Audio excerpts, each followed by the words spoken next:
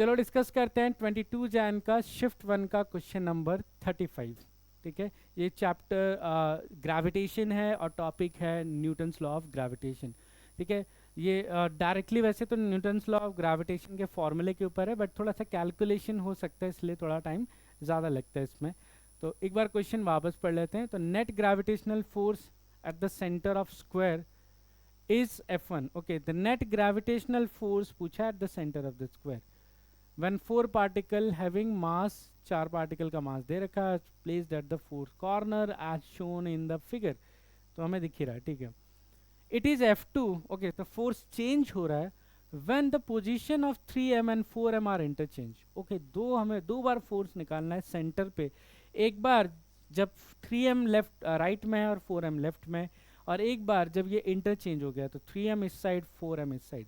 तो इससे कोई फ़र्क पड़ेगा कि नहीं, शायद हो सकता है, वो देखते हैं। हमें अल्फ़ा की वैल्यू निकालनी है। तो चलो इसको सॉल्व करने के लिए पहले हम इनिशियल स्टेट को सॉल्व कर दें। तो ये रहा स्क्वायर, यहाँ पर 4m, यहाँ पर 3m, यहाँ पर m और यहाँ पर 2m। ठीक है, इस तरह से। और यहाँ पर कोई टेस्ट मास रख लेते हैं m0, जिसपे फोर्स निकालना है। कोई ना कोई तो टेस्ट मास रखना पड़ेगा ताकि हम फोर्स को फाइनल और इनिशियल कंपेयर कर पाए। तो मान लो यहाँ पे एक टेस्ट मास रख लिया m0 eight the centre.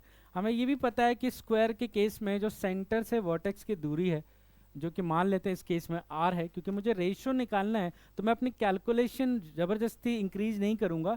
But मुझे ये ऑलरेडी पता है कि ये a/√2 होगा, बस ध्यान रखूँगा अगर ज़रूरत पड़ी तो। बट मुझे पता है चारों मास के लिए डिस्टेंस सेम ही है, तो वाई नॉट r के टर्म्स में ही सॉल्व किया जाए, r को a/√2 ना लिखा जाए जब तक ज़रूरत ना पड़े। ठीक है, क्योंकि चारों का डिस्टेंस सेम है।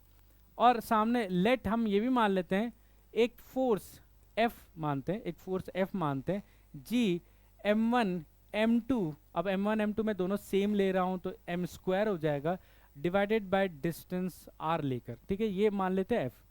मैं ऐसा क्यों मान रहा हूँ, क्योंकि इससे हमारे कैलकुलेशन में थोड़ा सा लिखने में इजी रहेगा, क्योंकि हमें पैनिक स्टेट में नहीं आना होता अगर हमारा बहुत सारा कैलकुलेशन मैसी दिखा तो देखो अब इससे फ़ायदा क्या होगा। अगर मैं m0 ले लेता हूँ, सॉरी यहाँ पर दोनों सेम नहीं लेता हूँ, एक m और दूसरा m0। ठीक है, क्योंकि हमारा टेस्ट चार्ज m0। अब देखो इन दोनों के बीच में जो फोर्स होगा, इन दोनों के बीच में जो फोर्स होगा, क्या उसका मैग्नीट्यूड एग्जैक्टली वो होगा? यस। तो मैं सीधा F लिख सकता हूँ। और उसका डायरेक्शन किधर होगा? तो डायरेक्शन अगर हम मार्क करेंगे तो डायरेक्शन की जो वैल्यू होगी वो इस डायरेक्शन में फोर्स लगेगा, अट्रैक्टिव फोर्स। तो ये फोर्स कितना हो जाएगा? F। ठीक है, डायरेक्शन। उसके बाद इससे एरो से कंफ्यूज ना हो, ये रहा सेंटर और ये रहा फोर्स। ठीक है, अब देखो 2m की वजह से जो फोर्स आएगा इतना ही तो आएगा जी, बस यहाँ पे 2m होगा और m0 तो हो गई, r² तो हो गई, तो बस ये मास ही तो डबल होगा, और मास ये वाला डबल होगा तो ये फोर्स भी मैग्नीट्यूड में डबल होगा। तो सिर्फ इतना से फर्क पड़ रहा है कि ये फोर्स भी अट्रैक्टिव होगा, बट इसकी वैल्यू 2f होगी। लिखना ईजी पड़ जाएगा। वैसे आप लोग समझ गए। अब ये वाला फोर्स 3f होगा और ये वाला फोर्स कितना होगा? 4f। अब इसका नेट निकालते हैं तो नेट क्या आएगा? आप देखो at the particle, test particle पर जो नेट फोर्स आएगा,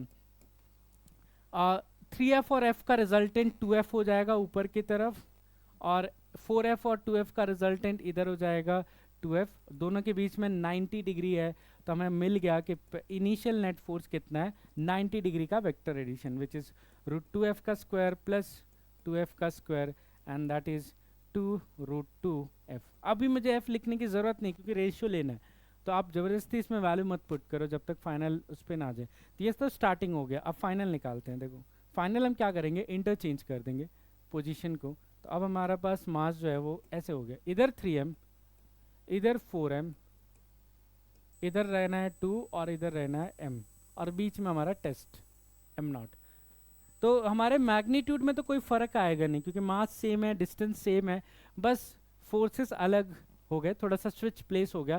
तो ये तो अभी भी f आएगा, ये अभी भी 2f आएगा, बस चेंज क्या हुआ? अब इधर 4f हो गया, बिकॉज इस साइड अब 4m वाला मास है, और इधर क्या हो गया? 3f। ठीक है, अब रिजल्टेंट लेंगे m0 के ऊपर, तो देखो क्या आएगा रिजल्टेंट? f और 4f का रिजल्टेंट आ जाएगा 3f, और हमें दिख रहा है 3f और 2f का रिजल्टेंट इधर आ जाएगा f। दोनों में 90 डिग्री का डिफरेंस है, तो यहाँ से हम क्या निकाल लेंगे, इनका रिजल्टेंट जो फाइनल नेट फोर्स है F2 वो कितना हो जाएगा, इनका vector addition which is F square plus 3f square, तो कितना हो जाएगा, तो ये 9 + 1 ये हो जाएगा √10f, ये आ गया सेकेंड का। अब देखो हमें f की ज़रूरत ही नहीं पड़ेगी वैल्यू की, इसीलिए कैलकुलेशन अच्छे से करना ज़रूरी है। तो f1/f2 का रेशियो क्या आएगा, पहले आया 2√2f, दूसरा आया 10f, तो ये आ जाएगा 2/√5, ठीक है, 2/√5 जो रेशियो आ रहा है, तो 2/√5 मतलब हमारे ऊपर अल्फ़ा की वैल्यू कितनी आ जाएगी 2, क्योंकि α/√5 दे रखा है। अगर आप ये पूरा लिखने जाओगे तो काफ़ी मेसी और काफ़ी बड़ा सा कैलकुलेशन दिखेगा, बट अगर आप ये स्मार्ट अप्रोच यूज़ करते हो जो कि इस सेशन में बहुत ज़रूरी था, ऐसे स्मार्ट कैलकुलेशन सीखना, तो आप इसकी प्रैक्टिस करो कि कहाँ पर हमें कैलकुलेशन में ये लिखने की ज़रूरत है, कहाँ नहीं। जैसे देखोगे a/√2 की मुझे ज़रूरत नहीं पड़ी है, मैंने r से ही काम चला लिया।